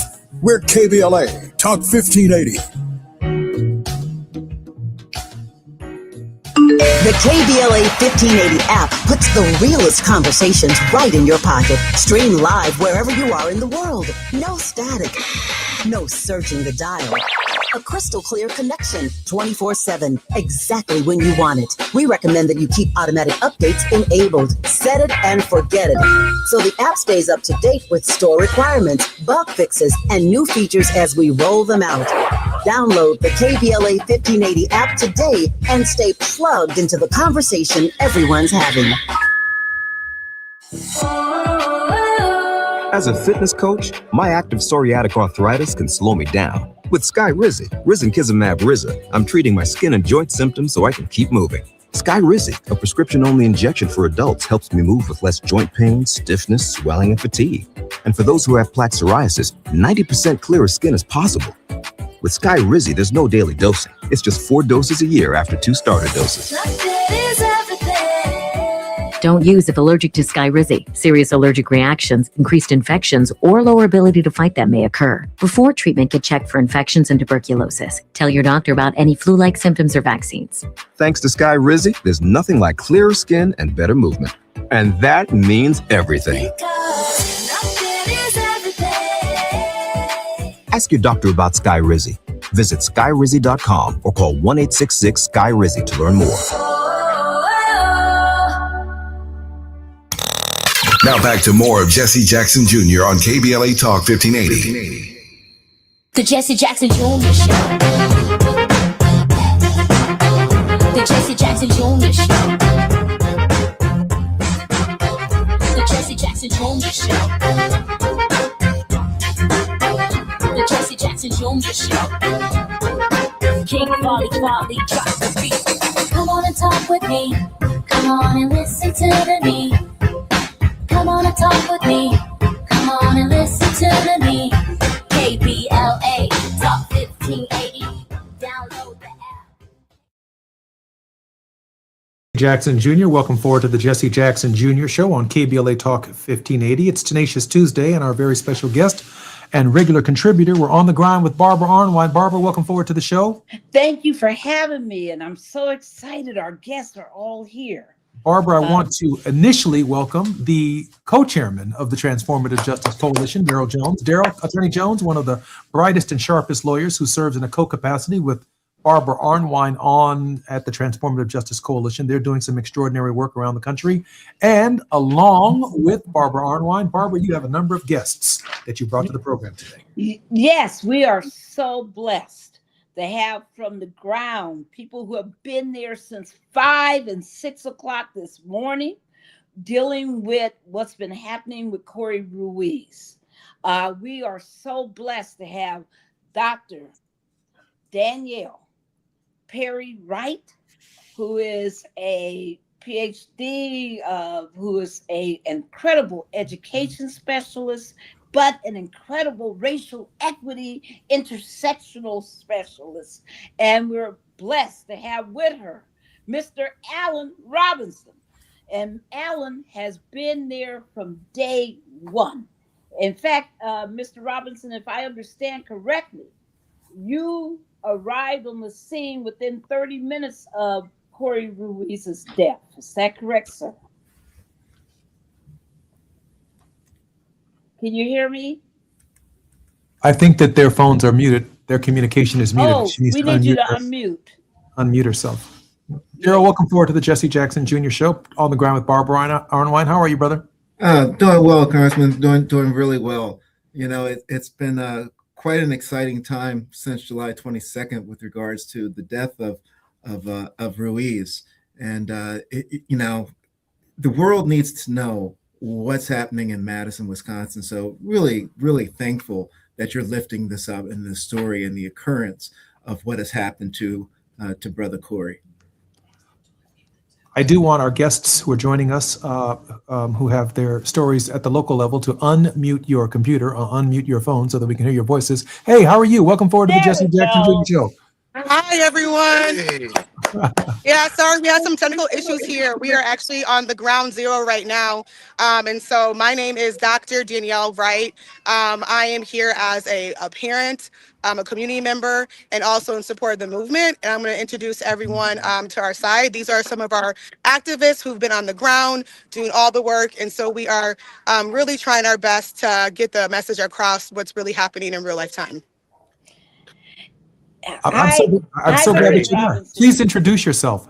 Yeah, sure. I'm Alan Robinson. I'm the executive director of the Satori Recovery Project and the director of operations for Pulse, Wisconsin's first drug users union. But I want to be clear that this movement was not branded in any way. This was a movement and organized by the people, for the people who were displaced, and specifically at the memorial this morning. So I'm going to pass it to my left to my comrade Jasmine Brown. Brother Robinson, a pleasure to meet you. Hi, Jasmine. How are you? Welcome to the show. I'm well. I'm Jasmine Brown. I am the founder of Feeding the Youth, and I'm also a housing case manager with the Housing First initiative here in Dane County. I just have one question to get us kicked off, and then the rest I'm going to let Daryl and Barbara kind of lead our program here. Tell us what's going on the ground. The idea of Corey Ruiz's death has been shocking, and it has taken the nation by storm. And we are profoundly concerned and are in solidarity with everything that you, Brother Robinson, and Sister Wright, Dr. Wright, are doing on the ground. Tell us what's happening. Well, you know what? Give the excerpt. Yeah, so I arrived on scene about 30 minutes after Corey was brutally murdered by the police. They alleged that he had been checking cars and they knocked him off his bike. They tackled him. About 4 officers tried to subdue him. One female officer stepped back about 4 to 5 feet, shouted, "Taser, taser, taser." And within 3 seconds, another officer, Kyle Peterson, stepped back and discharged his firearm 3 times into Corey Ruiz's face. This was an execution. We have tons of questions there. We've seen the knife. There was no blood on the knife. We've seen the officer. He didn't appear injured. We've heard from the mayor that she calls for transparency, and then in the dawn of the morning hours, she unleashes a militarized police force and the city parks division, the city streets division, to bulldoze an encampment of unhoused, marginalized people. So what we're standing for right now is justice, accountability, and really we're in support of what I said was the most vulnerable and marginalized members of our community. Corey was a person who used drugs. Corey was a person who was unhoused. Corey was a person who had many struggles in life and had been failed by the system long before he reached that intersection. The people in that encampment were members of his community, and frankly, they deserved better. Dr. Wright, Corey was a human being. Dr. Wright? Yep, I'm here. Corey was a human being. Absolutely. And disrespected by local law enforcement, no equal protection under the law, and disrespected. Brother Jones, why don't you lead us through this process? Yeah. And Dr. Wright, with regards to what happened with Corey Ruiz, the allegation, as we understand it, was that he was on a bicycle in the community, and they said that he touched perhaps a couple car handles. And then after touching the car handles, someone supposedly called the police, and the police arrive, and he goes riding off on his bicycle, goes down an alley, and the officer must call other vehicles. And there are 3 or 4 cars that then respond and knock him off of the bike and then proceed to execute him. So could you share, with the audience here, after this happens, because we're talking about an encampment, but before we get to the encampment, what happens after the execution of Corey Ruiz? Yes, I can speak to this a little bit. So I have not been boots on the ground the whole time. These 2 members and many others have actually been protesting every single day. Our protest isn't just for what happened to Corey. What many may not understand and know that this has actually happened 2 years ago on the same street in Madison with another individual named Tony Robinson. So the community is really aching and hurting from all of this unnecessary distrust and harm that's happened. And so I would like to be super clear that this isn't an isolated situation. Madison is a very different place. And so our ultimate aims, of course, justice for Corey, but also we want to note that this is a bigger systemic issue that we are truly trying to dive into to figure out what we can do to actually bridge the mistrust and the gap between the Black community and the law enforcement. With this situation, what was even more disheartening was the fact that there's no body cameras. And so we really are trusting that the system itself will go through with the litigation to get the truth of what happened. But this is very, very disheartening. I'm going to pass it to my left because they've been here almost every single day, I want to say, Yes. for hours, really advocating. Yeah, and Jasmine, you've heard the description of the setup as we understand it to be introduced to the country as to what has happened. Following what happened and Corey Ruiz is being shot 3 times in the face, what then happens? And can you describe the community where this is happening? What does the community look like? I mean, this is a very, they call it like a hippie neighborhood here in Madison. There's no commercial stores on the block. It's very local, everything's locally owned. There's a community center in the neighborhood called Social Justice Center where majority of our unhoused friends hang out during the day. So it's not uncommon to see, Corey and other people in that neighborhood. I'm somebody Is it a who predominantly community? Is it a lot? I'm sorry, what? Is it a Black community? There are a lot. There's a large Black population in that community, but it is not. I mean, there's no Black communities in Dane County either. I mean, it is a predominantly white state. Okay. I'm struggling. I'll tell you. Brother Robinson, I'm struggling to find out. Let me back up just for a moment. I'm struggling to find out what the crime was. What's the crime here? The crime was being desperate and poor and Black in Madison, Wisconsin. That's unacceptable. In Madison, Wisconsin, the administration and the Madison Police Department have worked diligently to criminalize poverty, to continually displace unhoused people, and to basically systemically leave them behind. But that isn't unusual for the way that Madison treats its communities of color. I spoke earlier today about how the police here do not police problems; they police people and demographics. And I'll just a real quick anecdote. Last month, in June, we had the White Party, which was hosted by the Boys and Girls Club, which had a Black CEO. It's a huge fundraiser for children and a benefit that brings out a ton of Black people. What happened in that instance was there were police all up and down the block. Now, there was a bar that just recently had been issued 145 tickets for underage drinking. There were 147 people in the bar at that time. It's a classically white bar. There were generally no Black people. There's no police outside of that bar, right? So instead of policing problems, they police demographics. But there are 280,000 people in Madison. About 20,000 Black people in Madison. Yet, routinely, we make up 55% of the Dane County jail. So the math doesn't math unless, of course, you are over-policing and harassing a very specific segment of the community. That is very, very helpful to understanding. Barbara Arnwine, I know you have some questions. Yes, I want everyone to know that you're looking at 3 heroes and sheroes. Jasmine, thank you. I understand that this morning, after they bulldoze people, I want you to understand this is a homeless encampment.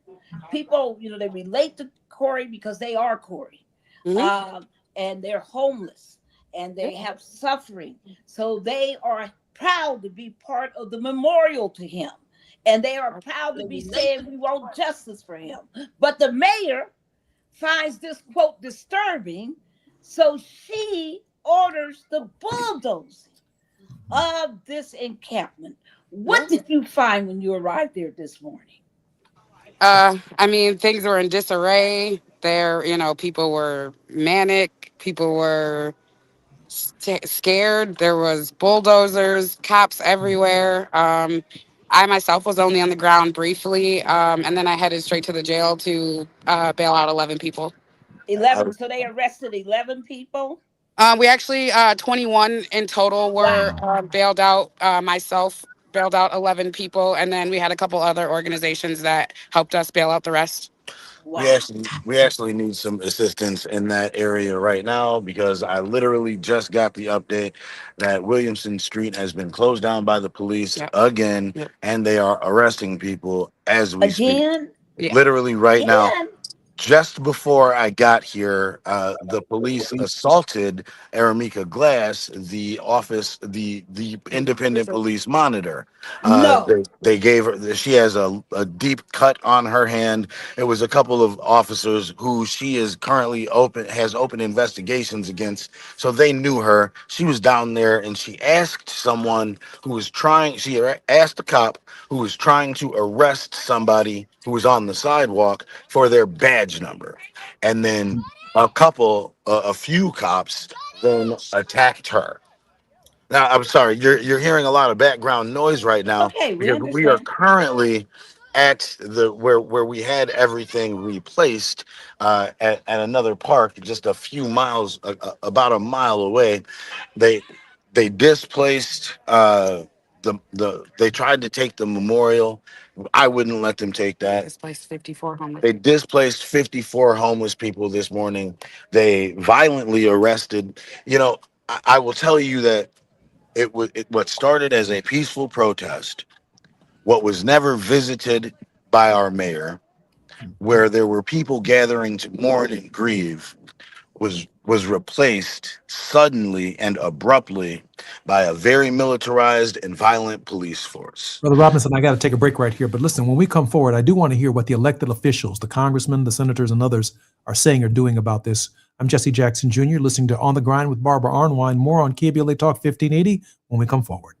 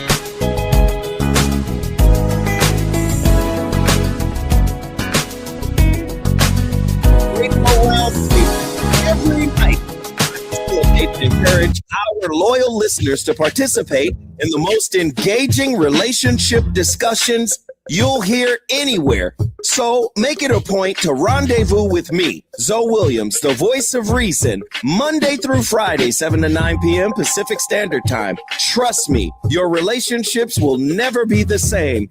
The VOR is on fire tonight. Unapologetically progressive. KBLA Talk 1580. We've got your black. Unapologetically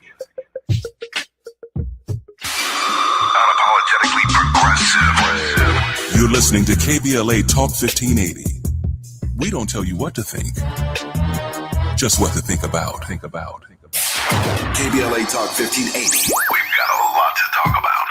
KBLA Talk 1580, connecting you with services and solutions. These are hard times for housing in America. Too many in our community face barriers to safe housing, behavioral health care, and affirming spaces for healing, particularly those impacted by poverty and stigma or incarceration. Rooted in South LA, Ahmad supports impacted communities through housing, wellness, and leadership development. Ahmad provides culturally responsive, peer-led support from transitional housing and mental health services to leadership development and youth empowerment. They offer safe, affirming houses for youth, transgender women, and formerly incarcerated individuals. Therapy and peer support with a focus on healing trauma in Black communities. HIV prevention and care, free testing, education, and wraparound services for whole person wellness. Standing in the gap with health, housing, and hope. Reach out to Ahmad Institute at 323-569-1610. That's 323-569-1610. Or visit amaad.org. This is a community call to action from KBLA Talk 1580. What's good, KBLA delegation? I am Miles Lowe, and I'm excited to be joining the weekend lineup right here on KBLA Talk 1580. Join me every Saturday at 12 noon for the Do Better Show, where we get into the world of tech, AI, the creator economy, navigating your mental health through it all, and have conversations with founders to find out how real people are making real money right now. It's not a course, not a subscription. Classes in session every weekend, live on the air. So if you knew better, you do better, right? So let's make a better you. The Do Better Show every Saturday, 12 noon, and replaying again at 7 p.m. right here on Unapologetically Progressive KBLA Talk 1580. We got a lot to talk. You're listening to Jesse Jackson Jr. on KBLA Talk 1580. The Jesse Jackson Jr. Show. The Jesse Jackson Jr. Show. The Jesse Jackson Jr. Show. The Jesse Jackson Jr. Show. King Folly, drop the beat. Come on and talk with me. Come on and listen to me. Come on and talk with me. Come on and listen to me. KBLA Talk 1580. I'm Jesse Jackson Jr. Welcome forward to the Jesse Jackson Jr. Show. We're on the line with Barbara Arnwine, as we are on every Tuesday here at KBLA Talk 1580. We are fortunate enough today to have the co-chair of the Transformative Justice Coalition joining Barbara, Daryl Jones, Attorney Daryl Jones, one of the brightest minds in the legal space today. Daryl, welcome forward to the show as well. Daryl's muted. So glad that Daryl is here. Hi, Daryl. There you go. Listen, I know that our guests are still holding and are joining our program. Alan Robinson and Jasmine and the doctor is here. I'm so grateful that you guys are joining us, but I do want to ask this question. Have we heard, Barbara, from the elected officials, from the U.S. Attorney's Office, from the county prosecutors? Has anyone come down on the side of the homeless man who might have a mental case, and the fact that he got shot in his face 3 times? I mean, he is not alone. There's a community of outrage here. And let's get them back, because they can answer that question better than I can. So I want everybody to understand that this is the result of governmental failure. And it's not one governmental failure. It's not just the police, the trigger happy police, as Marvin Gaye sang about. Let me get Daniel Wright, Alan Robinson, and Jasmine back in play here as well. We don't want to leave them out of this conversation at all. Hey guys, Welcome forward to the show again, guys. You doing all right? So glad you're here. Yes, thank you for having us. We're still here.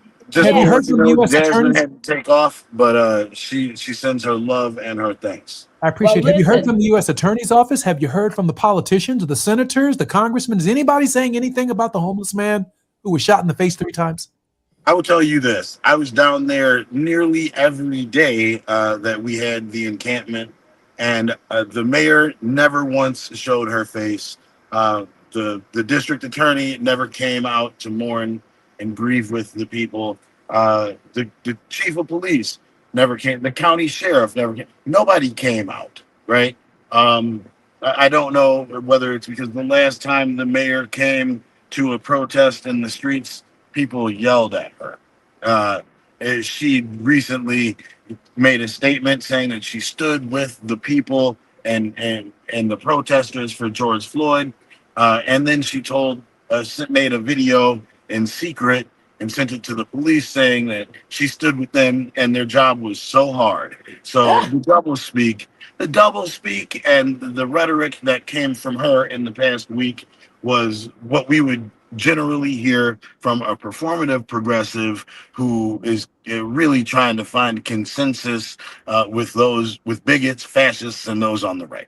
Brother Robinson, before I turn the program over to Barbara Arnwine and to Brother Jones, has there been any repercussions or consequences for the police officers? Are they on desk duty? Are they being investigated? Have they been laid off? Tell us what the reaction has been internally with that. This is a good question for Dr. Perry Wright. Have they even been identified yet? Because I know that there was a lot of hullabaloo at least 4 days ago about the fact that nobody even knew who their identities were, and what has the police department actually done with the people engaged in this death? Yeah, the officer was clearly identified from the initial shooting. I believe all 4 are placed on leave. But as of right now, administrative leave. But as of right now, we do not have any other updates as far as the investigation. So what typically has to happen in Wisconsin with an officer-involved shooting is the Department of Justice's Department of Criminal Investigations has to have 2 investigators investigate that case. Once their investigation is finalized, they turn it over to the county district attorney, who then determines whether or not a charging decision will be made. If a charging decision is not made, that is essentially the end, because the police, the fire and police union, through their collective bargaining agreement, can only be disciplined by the fire and police commission, by the Police and Fire Commission. And, that's 5 individuals that is appointed by the mayor, but they do the bidding of, we've never found it. We can't fire anybody. Our last police chief called for the firing of Officer Matt Kinney, who was the officer who murdered Tony Robinson. Yeah. And Matt Kinney is still on the force today. He was actually in a training position for a while. So there is some likelihood that the officer who murdered Tony Robinson trained the officer who murdered Corey Ruiz. Wow. Brother Alan Robinson is the executive director of Satori House Recovery and Directory of Operation at Pulse, where he helps lead operational strategy, organizational development, public health programming, coalition engagement, and a cross-sector collaboration with healthcare organizations, advocacy groups, elected officials, and community stakeholders. Brother Robinson, how can we support Satori?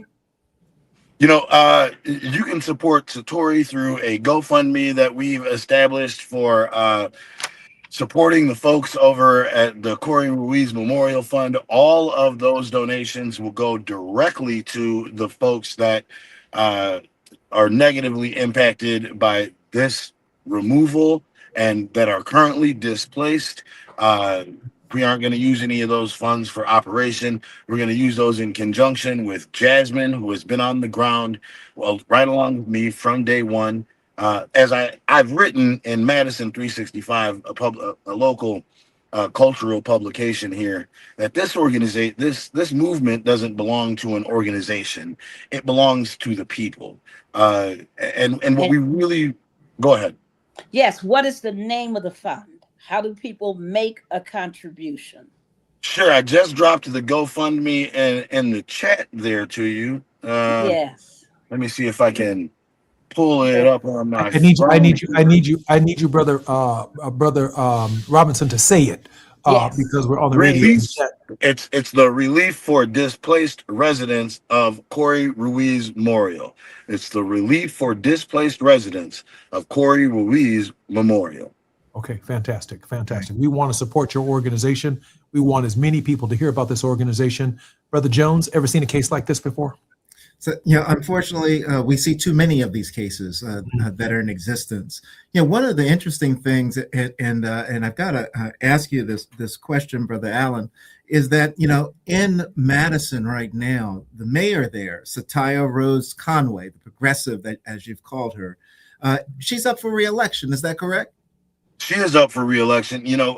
Mayor Rhodes Conway came in on the death of a black man, and if it's any work of ours, she will go out on the death of a black man, because her response to this is absolutely deplorable.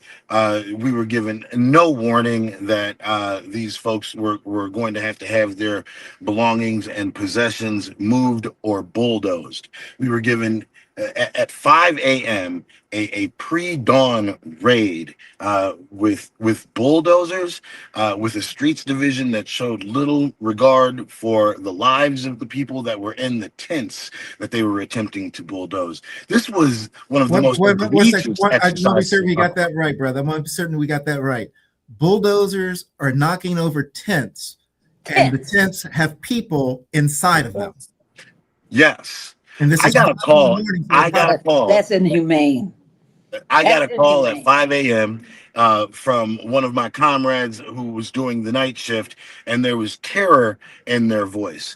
I immediately jumped out of bed and ran and drove to the memorial.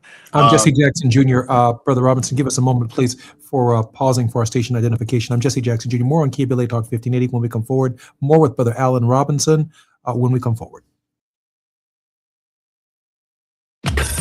While you're stuck in traffic, we can at least bring you up to speed on the news of the day. You're listening to Jesse Jackson Jr. only on KBLA Talk 1580.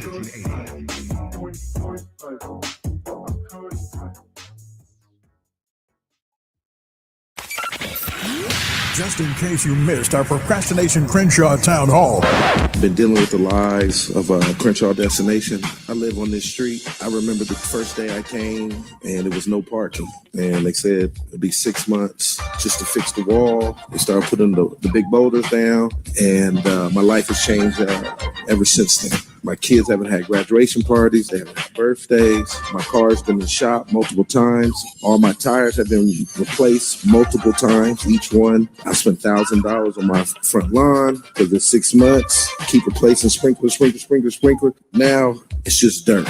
It's frustrating because I'm not a politician, but I know politics. And I know the Smiley said the councilman, but I want to go above that. Karen, you want my vote? Make things happen. Talk is cheap. We can play these games. Period. Because you can't fix it, somebody will. Not letting them get away with anything. We're KBLA Talk 1580.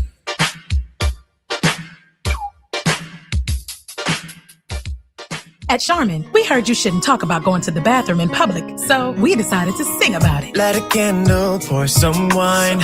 Grab a roll, the soft kind for a little me time. Charmin Ultra Soft Smooth Tear.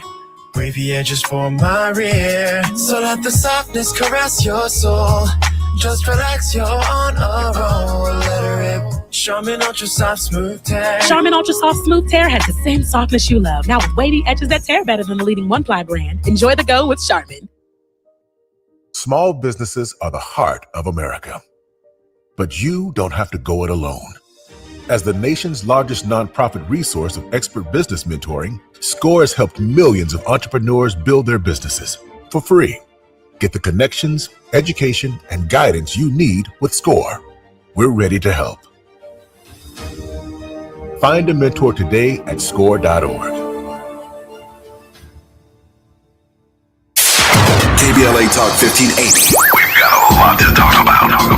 KBLA Talk 1580 joins you in standing for voting rights. The midterm election campaign season is here now. The 2028 presidential election is right around the corner. When We All Vote is a leading national nonpartisan initiative on a mission to change the culture around voting and to increase participation in each and every election by helping to close the race and age gap. Created by Michelle Obama, When We All Vote brings together individuals, institutions, brands, and organizations to register new voters across the country and advance civic education for the entire family and voters of every age to build an informed and engaged electorate for today and generations to come. When We All Vote empowers their supporters and volunteers to take action through voting, advocating for their rights, and holding their elected officials accountable. It's all in for 2026 and 2028. Please visit whenweallvote.org to stand up for your rights, voting rights.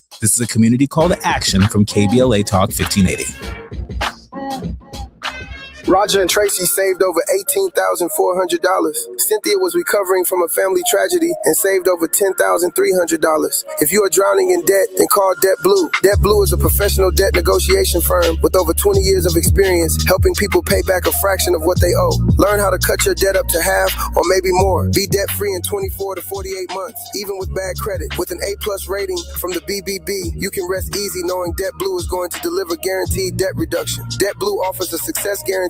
You pay nothing unless your debt is reduced or completely resolved. That's right. You save money or it's free. Call now for significant debt relief and a free consultation. 800-200-8879. That's 800-200-8879. You don't have to declare bankruptcy. This program works if you owe $10,000, $20,000, or even $100,000 in debt. Call for your free consultation today.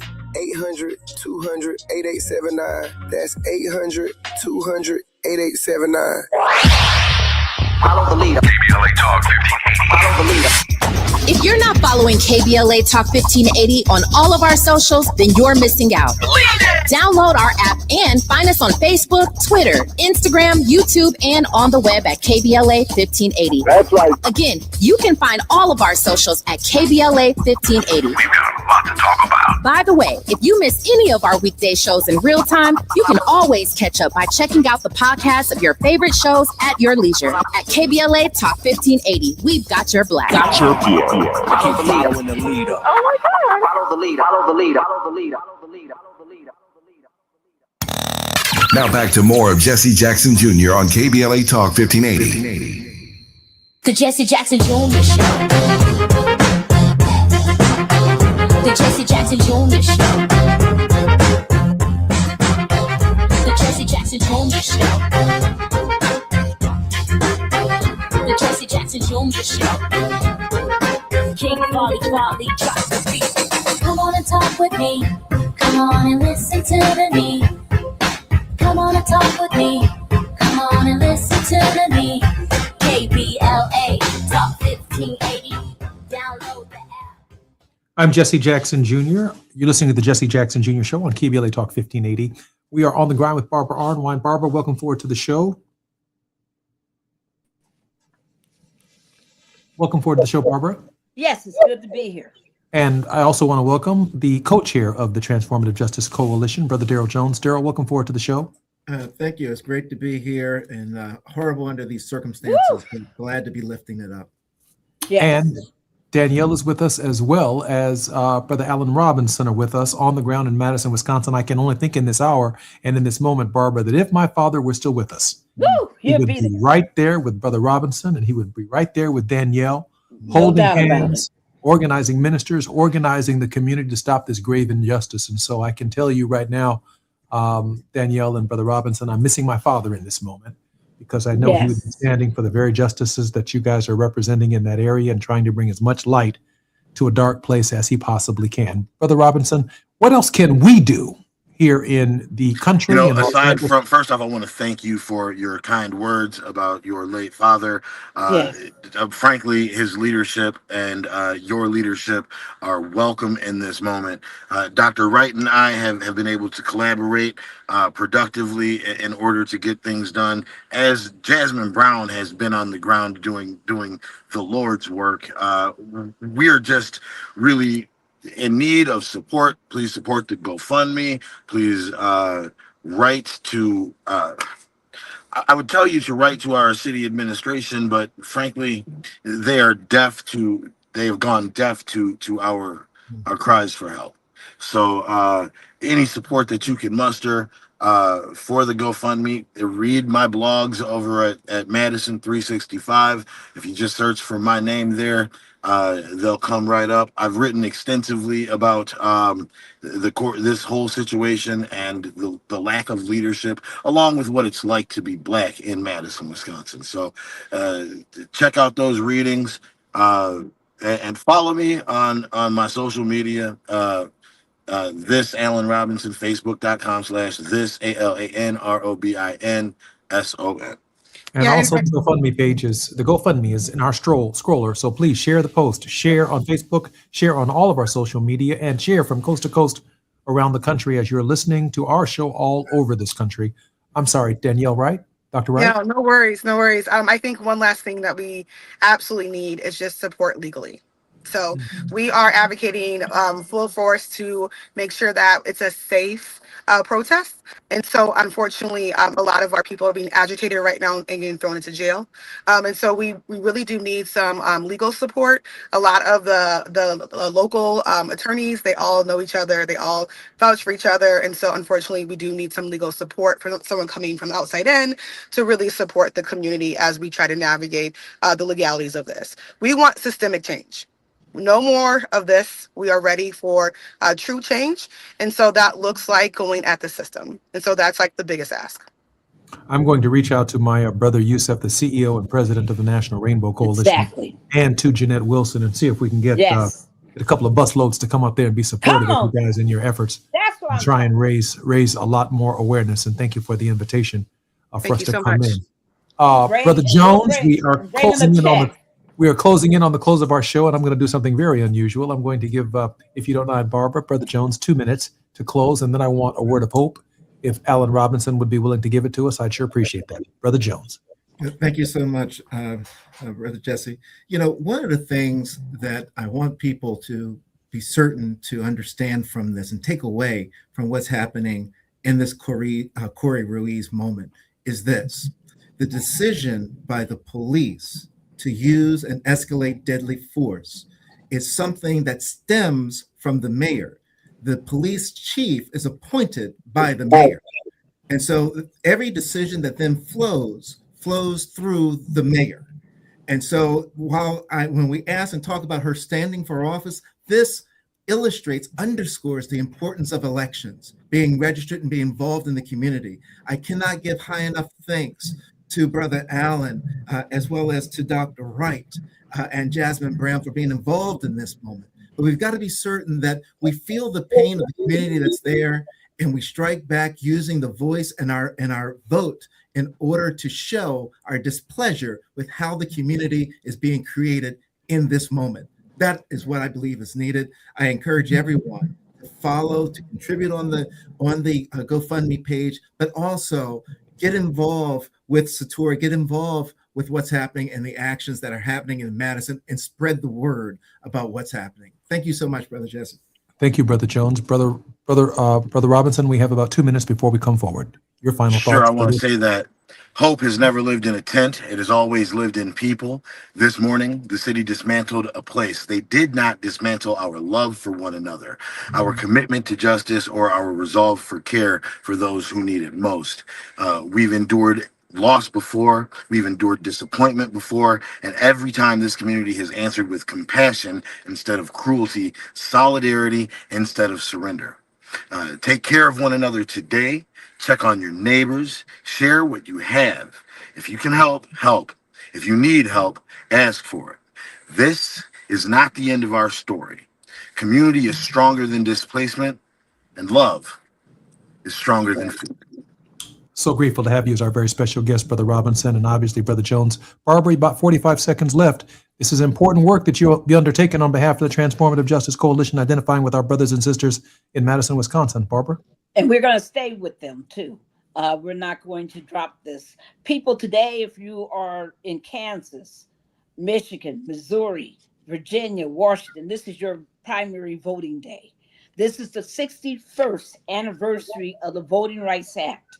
Will occur on Thursday, August the 6th. There will also be elections in Tennessee that day. Folks, turn out and demand government do better than what we're hearing in Madison. This is very disturbing.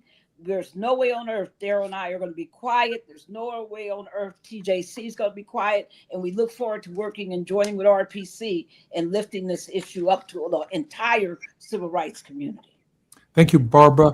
Brothers and sisters, do everything you can to support Brother Alan Robinson, the organization. The website is on our Facebook page. It is scrolling and will continue to scroll as long as we're live on social media. I'm Jesse Jackson Jr. More on KBLA Talk 1580. Thank you, Danielle Wright. Appreciate you. And thank you, Brother Jones, and love you, Barbara Arnwine. Until next time, see you guys on Wealthy Wednesday. KBLA 1580 Santa Monica.